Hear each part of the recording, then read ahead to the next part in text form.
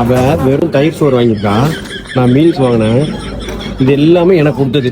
காயத்ரிமா, நீ இதுக்கு மீல்ஸே வாங்கிருக்கலாம். எனக்கு கொடுத்த பிரியாணி சாப்பிட முடியாது. எனக்கு கொடுத்த பிரியாணி எடுத்துக்கிட்டேன், சப்பாத்தி எடுத்துக்கிட்டேன், காலிஃபிளவர் எடுத்துக்கிட்டேன், தயிர் எடுத்துக்கிட்டேன், எல்லாத்தையும் எடுத்துக்கிட்டேன். எதுக்கு? நான் சோறு மட்டும் சாப்பிட்றதுக்கு எதுக்கு? என்னால சாப்பிட முடியாது, அதனாலதான் எனக்கு. ஐயோ, அவ்வளவும் அங்கதான் இருக்கு என் தட்டுல பாருங்க. அவ்வளவுதாங்க பூராம. பொரியல் தட்டா? பொரியல் இறக்குறது நல்லது, உடம்பு சேராது. காய்ச்சுமா நல்லா திங்கிறதையும் தின்னுட்டு கையில பில்லு வித்து பார்சலோட அந்த பில்லை பே பண்ணனே. அதுல நான் 20 ரூபாய்க்கு தான் சாப்பிட்டுருக்கேன்.